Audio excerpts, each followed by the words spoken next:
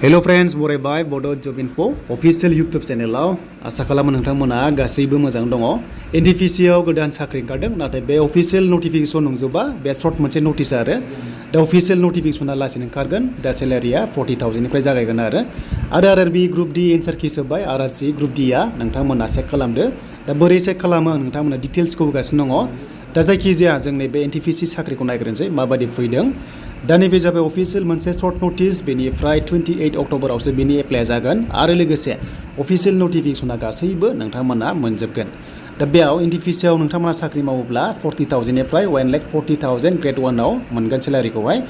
भेकेन्सिया 864 दङ बेनिफ्राय फुल टाइम नोंथांमोना इन्जिनियारिं कर्स लानाय जानांगोन पास खालामनांगोन दा पार्सेन्टआ SD ब्ला 55% जागोन नाथाय जेनेरेला 60% नांगोन दे बेनिफ्राय नोंथांमोना एन्ट्रेन्स एग्जाम होनांगोन नोंथांमोना एग्जाम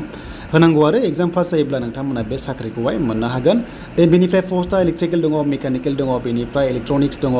इन्स्ट्रुमेन्टेसन दङ बेनिफ्राय माइनिं नोंथांमोना इन्जिनियारिं दङ दा बेफोरबादि पस्टआव नोंथांमोना एग्जाम पास जायोब्ला साख्रिखौ मोननो हागोन नाथाय पार्सेन्टआ नोंथांमोना 55% थानांगोन SD हिसाबै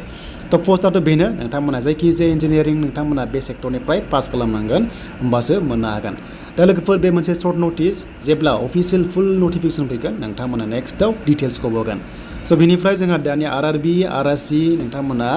एन्सार किसखौ बोरै नायगोन जों बेखौ नायगोन दा भिडिअखौ हानायसेबां शेयार खालाम लाइक खालाम कमेन्ट्स खालाम आरो चेनेलाव गोदानै फैनायफ्रा साबस्क्राइब खालामनानै लाबानो जाबाय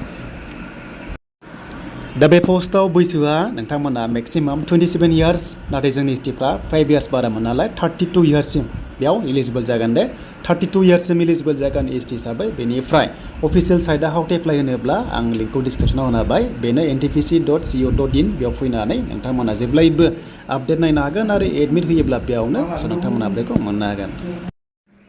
दा लोगोफोर जों फैबाय RRB नि अफिशियेल साइटआव दा बेयाव फैनानै नोंथांमोना फार्स्टनि अपसन मोनदोंना 14 अक्ट'बर बेयावनो नोंथांमोना क्लिक खालामनांगौ दे आरो बेयाव क्लिक खालामनाय लोगो लोगोना स' नोंथांमोना गाव गावनि ID नाम्बारखौ होनानै नोंथांमोना बेसेबां नाम्बार मोनखो बेसेबां कारेक्ट जाखो बेयावनो मोनगोन नालाय स' बेखायनो रेजिस्टार IDखौ बेयाव होदो देन बेयाव होखांनानै दानिया बार्थडे नोंथांमोना सेलेक्ट खालामनांगौ दे दा बार्थडे सेलेक्ट खालामनानै जास्ट लगइन खालामना होदो लगइन खालामबानो नोंथांमोना गाव गावनि एन्सारा बेसेबां कारेक्ट जाखो बेसेबां रं जाखो बेयावनो नोंथांमोना गासैखौबो मोनजोबगोन